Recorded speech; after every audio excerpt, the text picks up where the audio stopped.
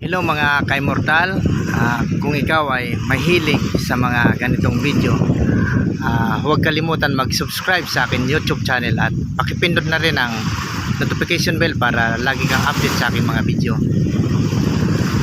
May nagtanong po sa baba na, kung legit ba yung mga mutya na nabibili online. Mga ka-immortal, yung pong mga mutya na nabibili online, 90% po hindi po siya hindi po siya totoo.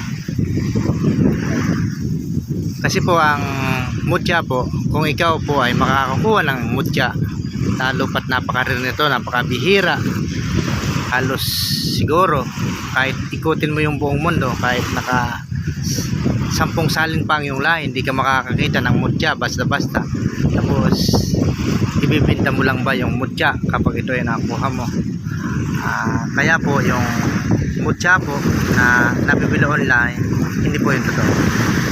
Marami naman nabili online na mga pampaswerte, katulad daw ng bulaklak ng tanglad, bulaklak ng kawayan. Hindi rin po yung totoo, kasi ang kawayan po, kapag po yan magulang na, talagang mamumulaklak yan. Kasi kami sa likod ng bahay namin, mayroon kaming mga tanim na yung lolo namin may mga tanim na kawayan, talagang namumulaklak siya. Huwag mo lang siyang i-harvest yung kawayan.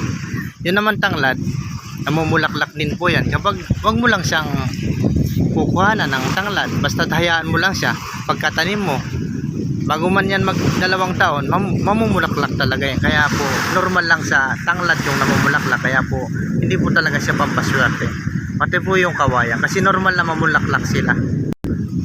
Ang pampaswerte po sa tanglad, hindi yung bulaklak. Kapag yung tanglad ay namunga, kapag yung tanglad ay namunga, yun?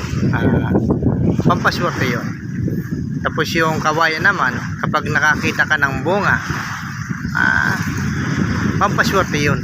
Dahil baka sa buong mundo ikaw lang makakakuha ng bunga ng kawayan o kaya bunga ng tanglad. Sa mga mutya na naman na nabibili online, hindi naman po talaga hindi naman po yon tunay na mutya, kasi ang tunay na mutya hindi mo talaga yan pwedeng ibenta. Mayroon po din pong nabibili online na mga pangil ng kidlat. Hindi ka po makakakuha ng pangil ng kidlat. Kung may makakakuha man ng pangil ng kidlat, yung mga scientist.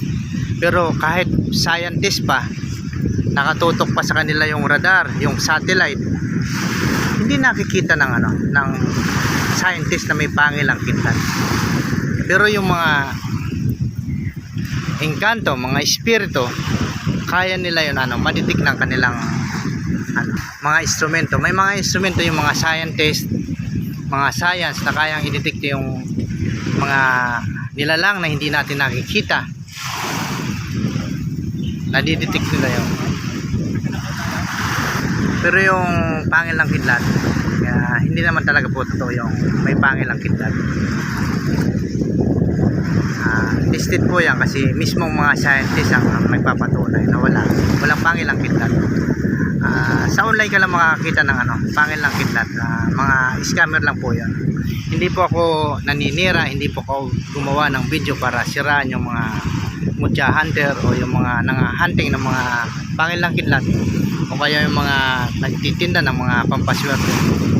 Maging totoo lang po tayo, wag po tayong kasi pangit kung yung pagtuturo tayo ng mga hindi naman talaga totoo. Ika nga, minsan lang tayo mabuhay dito sa mundo, mag-iwan tayo ng magandang bagay, yung kakapulutan ng aral ng mga susunod na henerasyon. Wag po tayong magsisinungaling, wag po natin lulukuhin yung mga tao at paniwalain sa hindi naman talaga totoo. Dahil yung mga tao ngayon mas matatalino na, mas high-tech na at modernisation na. Kaya wag po tayong magpanggap sa mga tungkol sa mga mutya at sa mga gimat, mga pampaswerte. Salamat po, God bless you all.